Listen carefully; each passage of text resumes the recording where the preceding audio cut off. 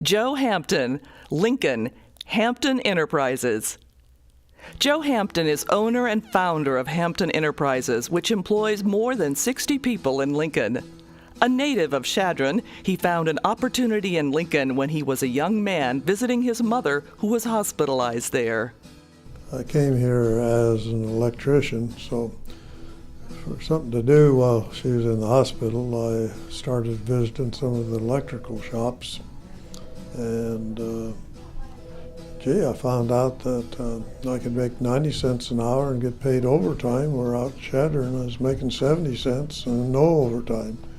So I thought, well, that was a worthwhile move. Joe moved to Lincoln in 1947 with a pickup truck and a box of tools, working on construction jobs. After he built his first house and sold it, he grew from building homes to developing properties.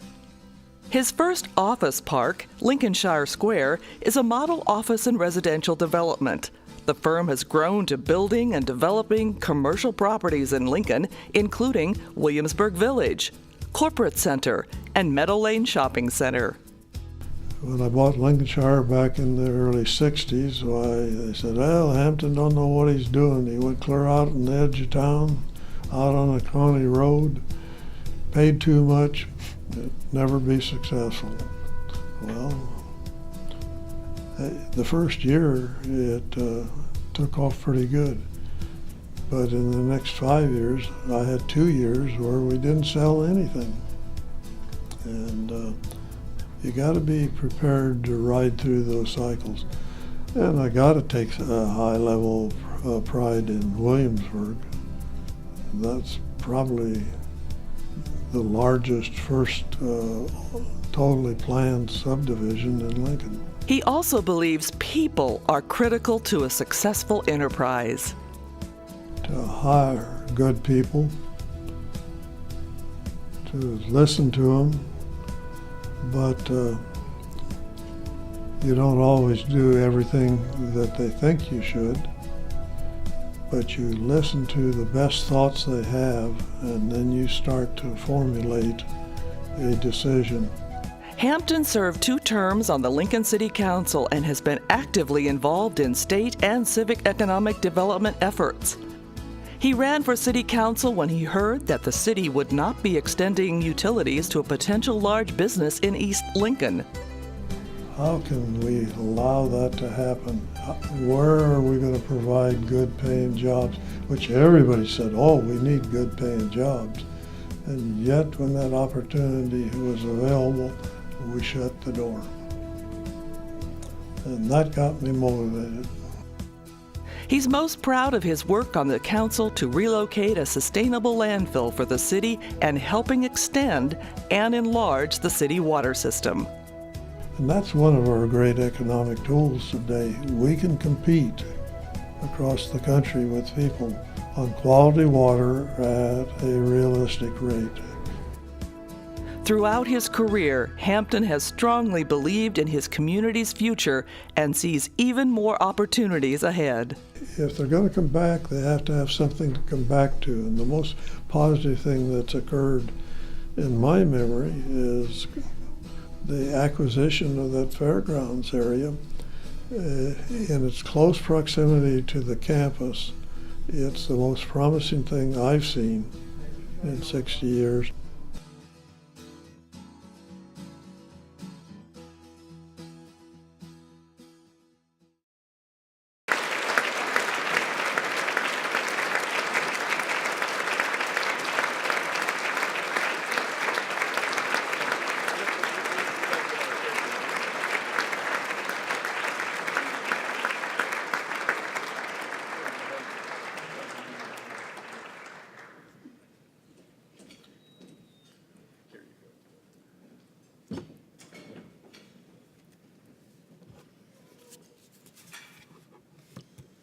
Thank you all.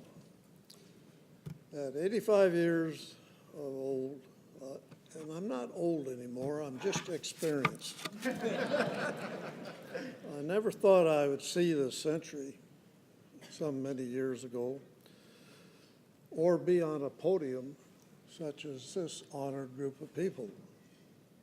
What a pleasure for this old, experienced guy. Thank you all for sharing such a common interest in the welfare of the state and the city.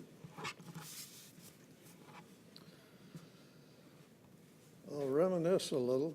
I had the opportunity to serve 14 years on the airport authority, and that was an enjoyable experience and an extremely frustrating one, because at that point in time, we spent a solid year trying to convince Omaha that we should have a joint airport.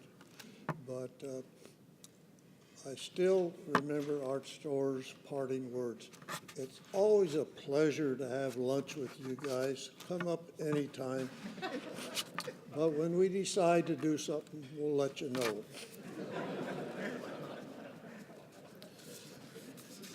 Some of those things just kind of stick in the back of your mind.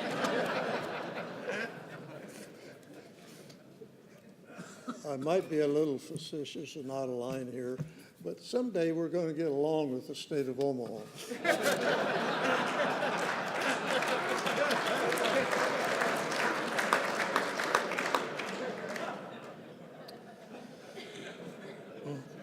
I also had the privilege of serving 12 years on the city council. This is a city that enabled me to succeed. A little hard work and luck will take you a long way. And one principal thing that I did learn in serving on the council and on that airport authority, and it's a rule I always try to follow, there is much more honor in taking a principled stand and losing and compromising oneself and staying in office. Having said that, I guess that's why I'm on the far right of the table.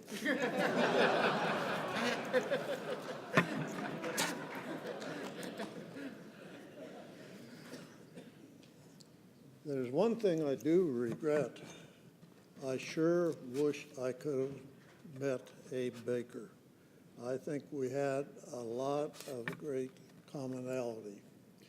We started out with nothing, and we made something out of it. What a mistake in my mind that I had not had the chance to meet Abe. We both believe that when you're out of quality, you're out of business. If you don't give the customer their money's worth, they'll look for it elsewhere. I also remember a motto that I've always followed. If you want a good customer, you have to have a satisfied customer. Over the years, I have known so many great people and lived in a great community and state. Here he is, the right guy at the right time, that enables people to achieve success. To share this honor with Kelly Holthaus, John Nelson, and Abe Baker is beyond any expectation that I could have ever aspired for. I've always experienced, as I look back, and respected the great judgment of Dwayne Ackley. I've also admired the judgment, the dedication, and the commitment of the Abel family to the state and to this community. I have been blessed. As I said before, I never thought I would see this century, but I'm still upright. And until Roper catches up with me, I tend to stay that way. Now, I will share one common analogy that I've tried to live by. It's as follows. Life should not be a journey to the grave with the intention of arriving safely, pretty, and well preserved, of which neither am I. But rather to skid in broadside, thoroughly used up, totally worn out, loudly proclaiming, "Wow, what a ride."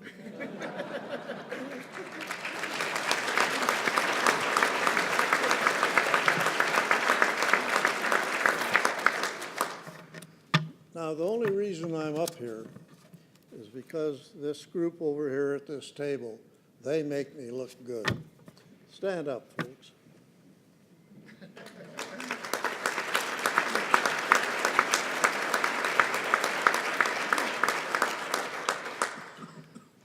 And I got to take a personal privilege here.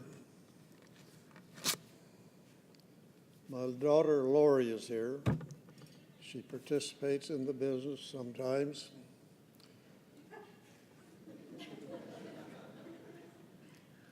But Lori is doing a wonderful job in repaying the time that we spent raising her,